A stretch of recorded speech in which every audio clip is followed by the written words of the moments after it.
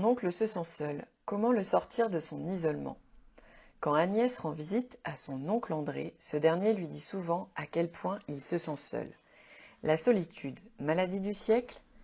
Agnès lui rend visite les week-ends et prend soin de lui comme elle peut. Mais André lui répète souvent: Mes enfants vivent loin, ils ne viennent pas souvent me voir. Il n'y a plus grand monde qui s'occupe de moi maintenant que je n'ai plus mon épouse. Je me sens seule. Au moment de quitter André, Agnès sent que ce départ est vécu comme un déchirement. Les personnes âgées sont très souvent concernées par l'isolement. La solitude, lorsqu'elle peut être dite, vient heurter les proches autant que la personne qui le vit. Perdre son lien social a des répercussions sur la communication, la qualité de vie, mais également sur le bien-être psychique et physique.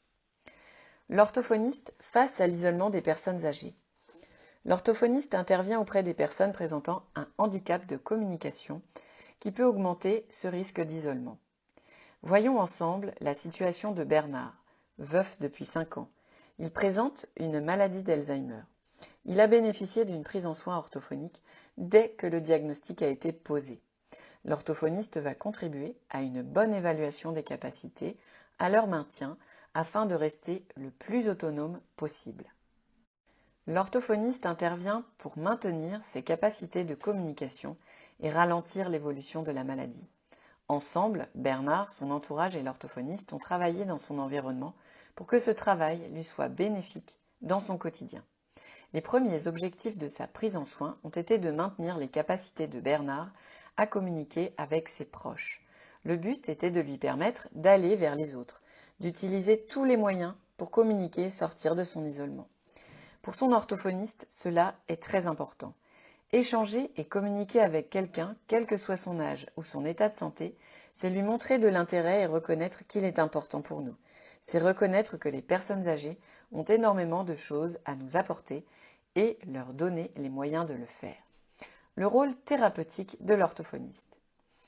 Sa séance d'orthophonie n'était donc en aucun cas un prétexte pour faire la conversation, se changer les idées et ne pas être seul.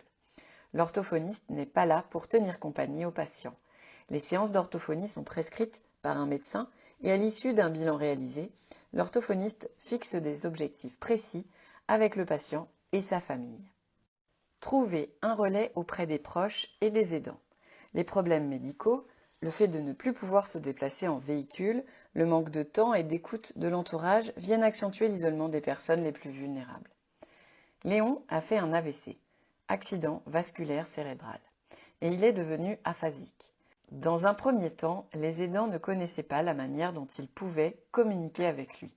Avant de mettre en place une prise en soins orthophonique, Léon ne voulait plus parler et avait l'impression de ne plus avoir d'intérêt pour les contacts humains. Il s'était replié sur lui-même et s'était isolé de ses amis. Il ne répondait plus à leurs invitations à manger, car faire la conversation était très difficile. Il se sentait jugé et n'acceptait pas que son entourage l'infantilise. Je n'osais plus sortir, j'ai senti que mes amis me poussaient à marcher et qu'ils ne se rendaient pas compte que je n'avais plus les mêmes capacités qu'avant. Alors je restais chez moi, je n'avais même plus la force de sortir mes crayons pour dessiner, alors que j'adorais ça. Quand le téléphone sonnait, je ne voulais même plus répondre. J'avais l'impression que mes amis s'éloignaient. Changer ses habitudes de communication. Fabienne, l'orthophoniste qui s'est occupée de lui, parvenait à le comprendre plus facilement et, en lien avec son entourage, ils ont trouvé de quelle manière il pouvait se faire comprendre et le comprendre.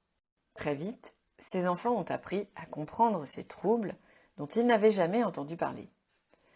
Ils ont appris à connaître les difficultés de leur père, à les compenser, à s'adapter et mieux communiquer avec lui, en tenant compte de ses besoins et de ses envies. Ils sont devenus des experts des troubles de leur père, sans se sentir obligés de totalement le prendre en charge. Qui mieux qu'eux pouvait connaître ses goûts, son tempérament, ses centres d'intérêt, nous dit Fabienne. Les aides au quotidien et l'ouverture vers l'extérieur à la maison. La volonté de permettre à Léon de rester autonome le plus longtemps possible nécessite qu'il puisse continuer à avoir cette vie sociale sans avoir besoin de son orthophoniste.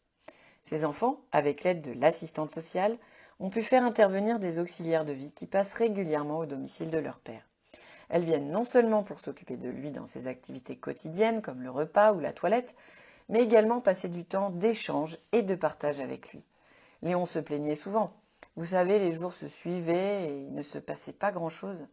Il était essentiel qu'il puisse également sortir de chez lui et rencontrer des personnes de son âge avec qui partager des centres d'intérêt. Maintenant, une fois par semaine, il va dans un accueil de jour où il passe la journée. Il peut y rencontrer d'autres personnes et partager des moments de jeu ou d'activités communes qui contribuent à maintenir et renforcer son bien-être et ses capacités cognitives. Les aides au quotidien et l'ouverture vers l'extérieur en maison de retraite. Pour Edith, l'important était que son chien puisse la suivre au moment de déménager dans une résidence pour personnes âgées. Même si maintenant elle côtoie davantage de personnes que lorsqu'elle vivait seule, le fait d'avoir son animal est un sujet de discussion et favorise les échanges. La personne vulnérable a en effet des droits prévus par la loi française pour lui permettre de maintenir ses choix le plus longtemps possible. Mamie, elle radote, dit Lucas son petit-fils, mais j'aime bien quand elle nous parle des histoires du passé. Sa mère lui explique. Si elle répète les mêmes choses, c'est qu'elle a du mal à formuler ses phrases. Elle aime tant parler. C'est aussi pour sentir qu'elle peut partager et sentir les autres qui sont proches d'elle. Quelques pistes pour sortir de l'isolement. Prendre en compte les troubles des personnes en consultant les professionnels de santé, vision, audition, langage, kinésithérapie. Contactez les professionnels qui peuvent rendre visite à votre proche, auxiliaire de vie, association, médecin traitant, assistante sociale. Aidez la personne si elle le souhaite à organiser des sorties, accueil de jour, club troisième âge, sorties organisées. Maintenir le lien avec les animaux de la personne. Favoriser les activités qui sont importantes pour votre proche. La pause dans la prise en soin. Parfois l'orthophoniste propose une pause dans la prise en soin. Grâce à la relation de confiance instaurée, cela est rendu possible. Comme le précise Fabienne, orthophoniste, mon rôle est de redonner les moyens cognitifs, langagiers et communicationnels pour que Léon puisse retisser un lien social. Mais ce n'est pas mon rôle d'être le lien social de Léon.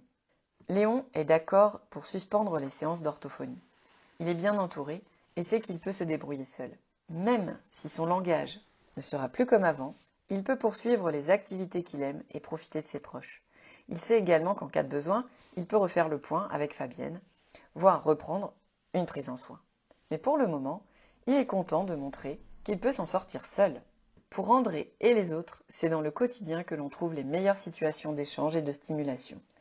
Lorsque ce lien aux autres est coupé parce qu'une personne a des troubles, il est important qu'il puisse rencontrer un professionnel pour l'aider à reconstruire les possibilités de mettre en place ce lien. L'orthophoniste peut aider les patients et les proches à mieux communiquer, à conforter le plus possible les capacités à mener leur propre vie sociale et familiale comme ils l'entendent.